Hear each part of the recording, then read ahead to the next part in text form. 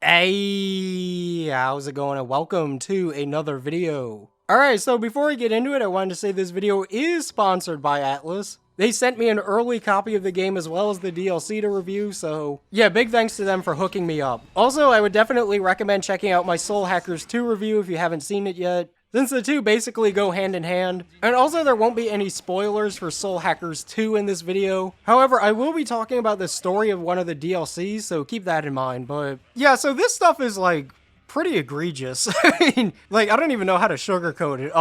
So let's take a step back a bit. So Atlas including DLC in their games is definitely nothing new, right? Like, I think the first game in the series to really have, like, paid DLC was SMT4? There might have been some other game in the series I'm just blanking on, but like, I think that was kind of the first game to really implement this system of including additional demons and like story content and costumes and stuff behind a paywall. You know, don't let people fool you into thinking this is something they just started doing. Like, this has been going on for 10 years. But at least from my own experience, it seems like people's reaction to the Soul Hackers 2 DLC has probably been the most negative I've ever seen, because this is kind of like this hybrid of stuff that really should have been in the game to begin with, and also stuff that kind of just seems like junk, essentially. And I was actually quite fortunate to get this stuff for like free, essentially. Like, so I have kind of a funny story about this. Like, I played through Soul Hackers 2 early and got my review done, and as we were getting closer to the launch, I was like, do I want to make a video about the DLC? Like, I was asking people on my server, I was like, you know, for the sake of making content and kind of informing people, I should probably get it, but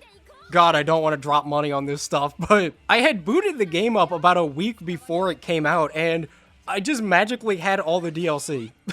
It just showed up in my game, so I was like, hell yeah, I don't have to buy this stuff. But yeah, so where do I start on this? They're all interesting topics. I guess we can start with old reliable, the costumes and BGM pack. Alright, so in case you can't tell, this segment here is being recorded separately from the rest of the stuff, but I'm delighted to inform you that for me and many other people who own Soul Hackers 2 on PC, the costume DLC is just not working. Like, here's a bunch of Steam reviews for people who, like, the DLC is just not appearing for them, even though they own it. So yeah, that's pretty awesome. Literally everything of DLC works except for this. At first, I assumed this was just like a me-specific problem because, you know, sometimes Steam can be a little bit funky about, like, loading up DLC that isn't technically out yet. So to show off the outfits, I'm just going to be pilfering some footage from Faz. Thank you, Faz, I appreciate you. But yeah, hopefully they fix this soon. It's kind of crazy that, like, they have $12.99 costume DLC for sale, and for many people, it just does not work. Alright, so one thing that I definitely wanted to talk about before this kind of slips my mind, but I think one of the worst things about this, and I feel like this is sort of like especially kind of malicious that they designed the DLC this way, is just the like lack of ability to buy individual stuff that you want. So to like kind of take a step back, for example, Persona 5 had a ton of DLC, like just way too much, but to its credit, you were at least given the option to kind of like individually buy whatever you wanted. So say for example, you're the world's biggest Persona 2 fan, and the greatest source of joy in your life was the idea of getting Joker to dress up like Tatsuya, right? You had the option to just buy the Persona 2 outfits, and you didn't have to buy the pack that included like all of them. With this, you're not given an option. The only way you can get these costumes is by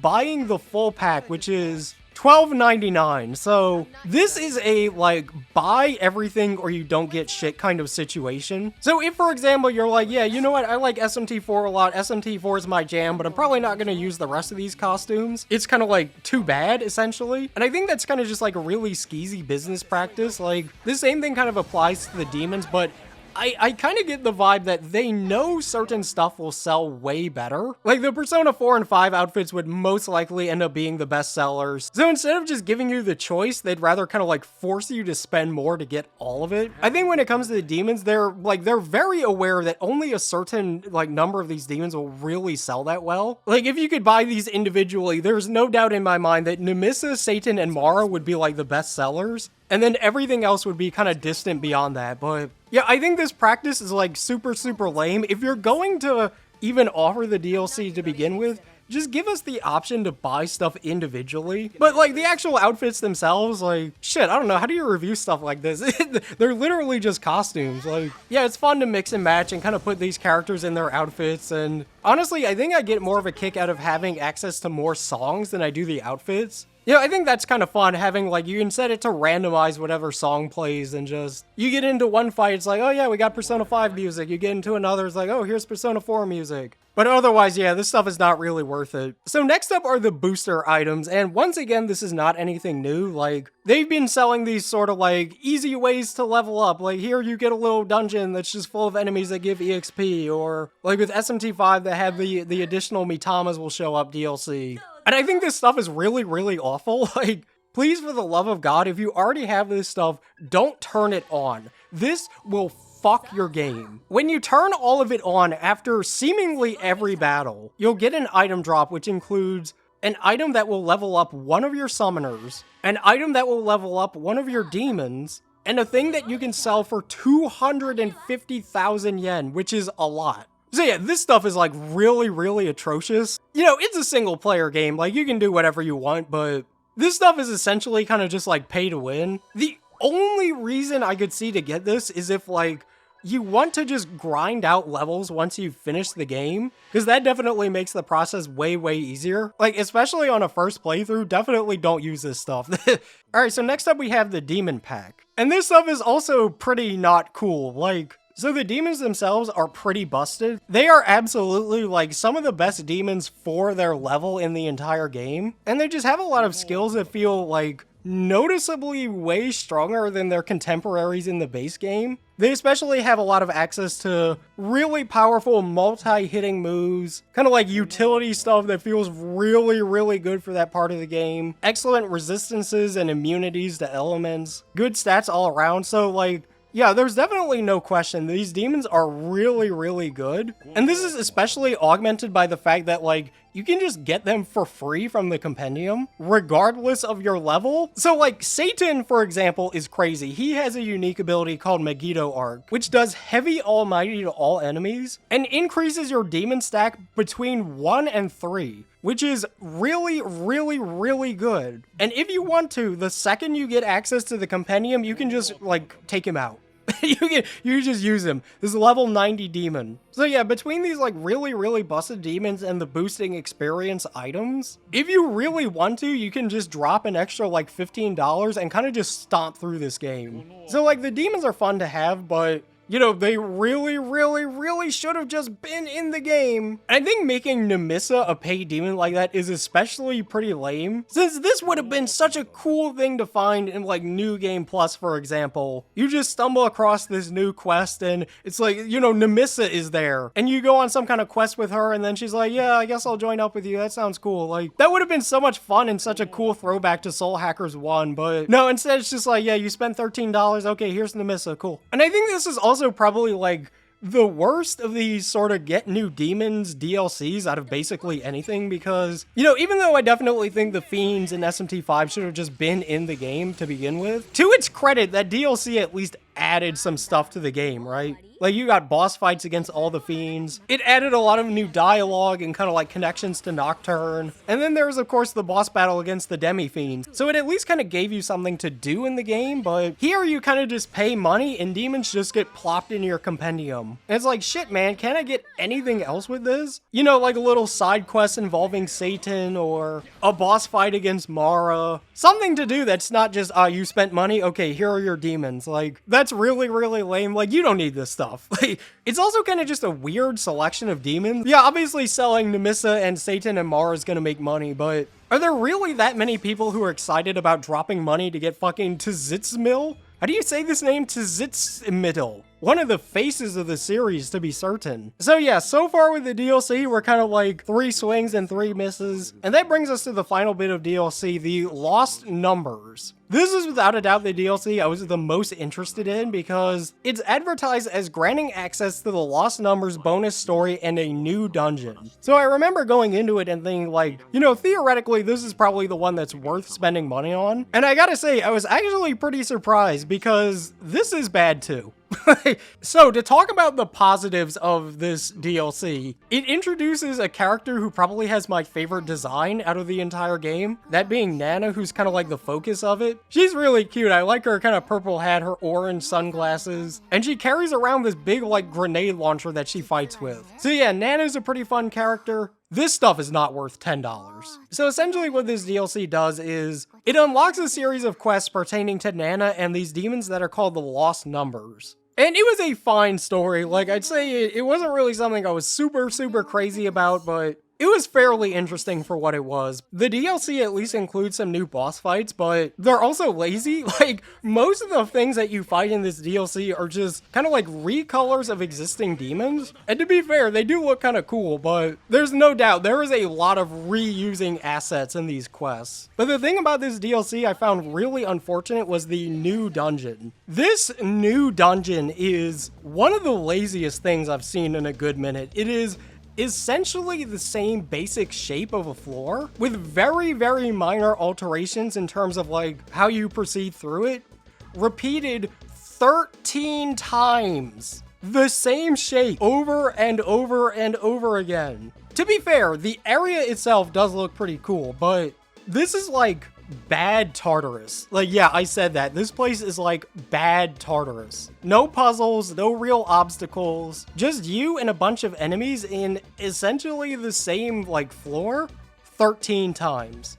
Miserable. And the final thing that the DLC adds is apparently the hardest boss fight in the game. You know, just reading right off of the description of the DLC here, it says, in its depths you will find the most harrowing, punishing boss fight this game can throw at you. If you hunger for the thrill of battle, look no further. And like, I couldn't do it. You know, they wasn't lying. This is in fact the hardest fight in the game. I had no fucking clue how I was supposed to clear this shit. Like, this is definitely, I think, going to be one of those kind of like boss fights that's more so a puzzle than a straight up fight, kind of like, you know, Caroline and Justine in Persona 5, or how Demi-Fiend is in Digital Devil Saga and SMT5, where you kind of have to go into it with a specific game plan and really play by the boss's rules, otherwise you're never gonna clear it, and I just have no idea what those rules are. Like, first of all, I'm probably vastly under-leveled, because I'm like level 65 most of my characters, and I assume the fight wants you to be essentially maxed out, and if you buy the bonus items pack, that will certainly help, but honestly that's probably part of the scheme, is like you buy the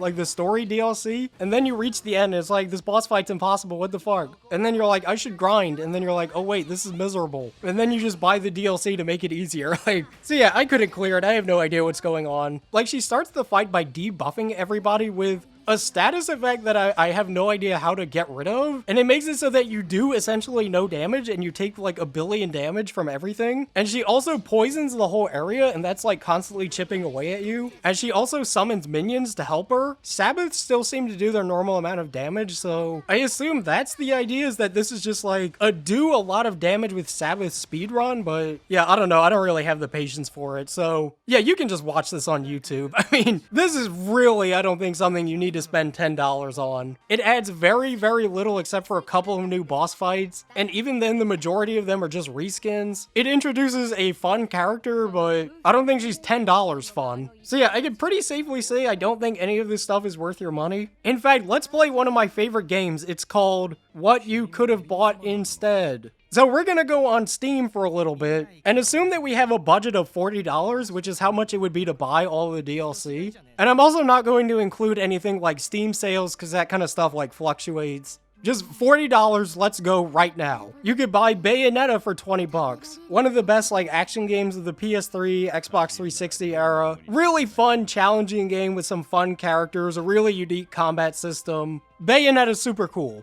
Deus Ex Game of the Year Edition is $7. You could buy a copy of this and another one for a friend. Still, like, actually one of the best PC games of all time. One of the best Cyberpunk games of all time. Really great story. Gives you a lot of freedom to kind of just, like, make choices the way you want to do stuff. Something that I highly recommend people check out. Devil May Cry 5 plus the Virgil DLC is $30.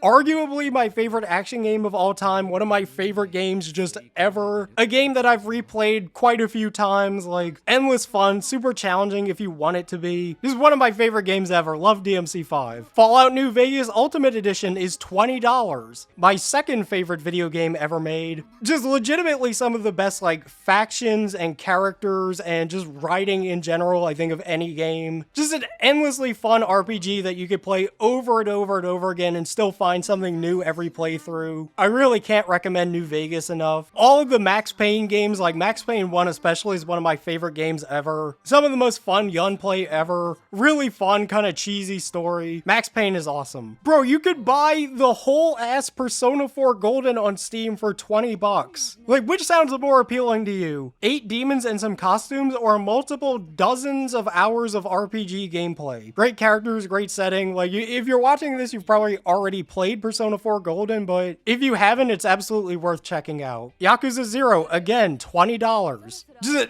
excellent fucking game. Like, really, really, really good story. Great characters, really fun gameplay. Manages to somehow be one of the hokiest, like, most funny games ever, and also have just a really gripping, like, gut-wrenching story. Super good game all around. You know, I could go on and on about this for a while, but yeah, I think that's ultimately how I kind of feel about this. Like, obviously, it's your money. You can do whatever you want with it, but I feel like you can just take that money and spend it on something that's so much more kind of, like, worth it, you know? Like, the costumes in BGM are fun to have, but I don't think it's the kind of thing that's gonna, like, improve your gameplay experience, right? The demons are fun to have, but absolutely not worth $13. The items are, like, really bad.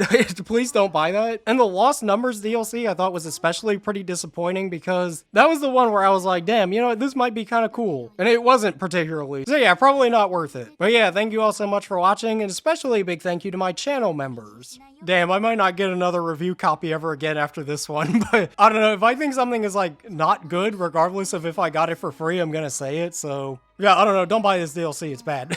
But yeah, I'll see you guys next time.